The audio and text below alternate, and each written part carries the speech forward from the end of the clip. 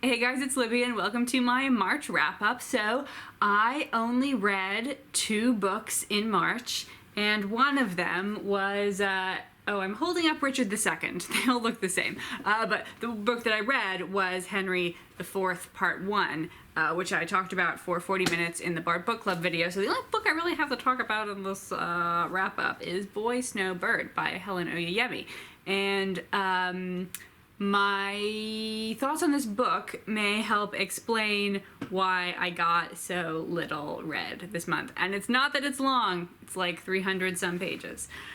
Okay, so I had very high hopes for this. I've had Helen Oyeyemi books like personally recommended to me by book professionals before. Not this one specifically. I think it was Mr. Fox and White is for Witching.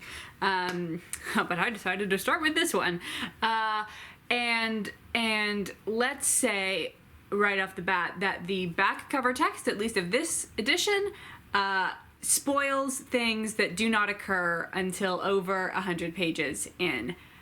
However, had I not known that that twist was coming, I definitely would have DNF'd this book way before I got there. So this is set in New York and New England in the 1950s. Our main character is a young woman named Boy Novak. When we first meet her, she's living with her father in New York, who is a rat catcher and is like a horrible person. He is clear that he emotionally abuses her. There's also kind of confusing explanations of him physically abusing her, maybe. And so eventually she decides that she's had enough of it, and she gets on a bus and runs away. The bus takes her to Flint Hill. Is it Flint or is it Fleet Hill? I've already forgotten.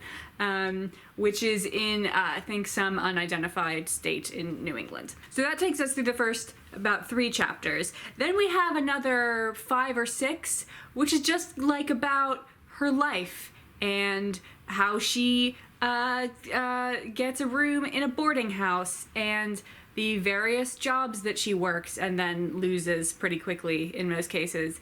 About her friend who also lives in the boarding house, who she goes on double dates with, and the guys that her friend is dating and the guy that she dates, kind of. And it's really boring. It's also generously peppered with very strange conversations that do not sound like things actual humans would say to each other. Here's an example chosen at random. I'm just gonna read the dialogue section, so there's a little description between the stuff. Huh, did you really take the money? It wasn't as much as he makes out. It was practically peanuts. Also, I'm going to pay it back. You're going to hell, you dirty thief. But this C, he's not like you.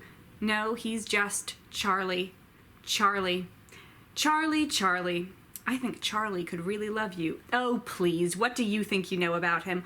All I know is that I think twice before counting someone out who could really love me. Yeah, well, maybe you're a sap. I think part of this could be that Helen Oyeyemi was not comfortable with the dialect of her characters. She is British, and she was writing about Americans, and not even like modern Americans, but vintage Americans who had a different way of speaking. And I definitely found some British-ish sounding expressions in here, as well as some Southern sounding expressions coming out of characters who are from New England. So yeah, that wasn't great. So we've got about 100 pages of pointless nothingness going on before we actually get to the story that I think Oyeyemi wanted to tell, which is supposedly a Snow White retelling. I mean, there is a stepmother and stepdaughter relationship. I don't think that the story of Snow White owns that dynamic. And the only other thing that was tying the Snow White story is like weird passages about mirrors.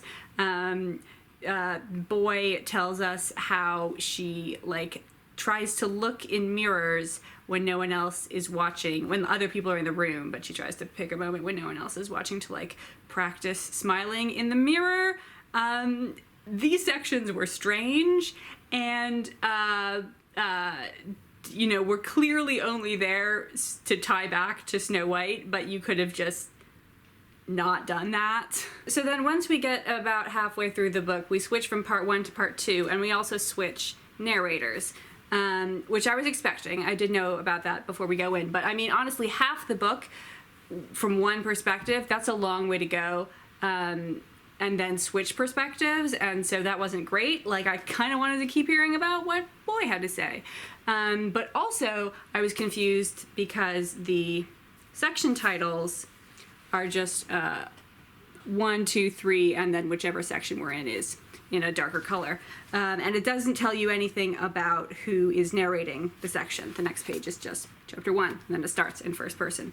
And I think I was quite reasonable to assume that since Boy was narrating the first section, Snow would be narrating the second section, and Bird would be narrating the third section. However, Boy is narrating the first section, Bird is narrating the second section, and then we go back to Boy for the third section, which would have been totally fine if I had been informed of this while I was reading, but to set up this sort of progression in the title and then not give me any other clues and just expect me to figure it out, I think was kind of unfair. And I spent several pages being very confused, like, this is not something Snow would say, before I realized that this was actually being narrated by Bird. And once I saw that section 2 was shaping up to be just as boring and pointless as much of section 1, I decided to just skim and like read the first sentence of every paragraph and assume that would be enough information. I think it was. Because I did want to get to the end and not DNF once I'd gotten beyond the halfway point, because I knew that there was some like train wreck of transphobia at the end, and not gonna lie, I like to watch a train wreck as much as anybody else. So it was like, ooh, what's the bad thing that's gonna happen? And I mean, I am able to take a more generous reading of the text than saying like this is just purely transphobic. I think there is a bad person, like an unambiguously bad person who is, as we find out, transgender. That is not awful, because I don't think all, obviously in real life, all trans people are not like super nice people. And so representation means including representation of the bad eggs in a bunch. And also, there's a lot of, one of the characters is dead naming and misgendering another of the people, which, like, it's the 1950s. It is not at all strange that this would be happening. There is another side character trying to elicit sympathy for this trans person, but overall it was just kind of, like, yucky. And, it happens in the last, like, 20 pages or less, and if you wanted to do that, like, you needed to think more about that. Honestly, I think the story that we find out that is the prequel to this story in the last 20 pages might have been more interesting than this book. So I did not like Boy Snowbird. I gave it 2 stars. And so that is why I did not get through that much in March, because every time I was like, time to read, I would look at this and be like, time to read this. Maybe I'll do something else, like wash the dishes. So I have made some progress on my audiobook, which is, I can remember this, A Pair of Blue Eyes by Thomas Hardy. I've made more progress on the French novel that I'm reading, which is La Dame aux Camélias by Alexandre Dumas-Fils. But of course I'm reading it in French, so it takes me longer to get through. And I have now started The Enchanted April by Elizabeth von Arnim, which is a reread for me. And those are all still, like, fine, but they're not, like, exciting. And because of my very slow March, I am now quite a ways behind on my Goodreads challenge, like 5 or 6 books. So I think it is time to bring out the heavy artillery, both to rehabilitate my relationship with reading and my Goodreads stats. So that means we're going to be doing a romance novel binge. So anyone who is friends with me on Goodreads, be prepared for me to inundate your feed with some sussy covers, because as soon as I'm done filming this, I'm going to go read all about Lady Isabella's Scandalous Marriage by Jennifer Ashley. The great thing about romance novels, besides the fact that you can read them so quickly and get those Goodreads numbers up, is that a good romance novel will always make me feel happy. But most of the time, a bad romance novel will also make me feel happy. So win-win. I'm gonna go do that. You guys have fun living your normal lives, not full of romance novels, or maybe they are full of romance novels. Congratulations. See you later.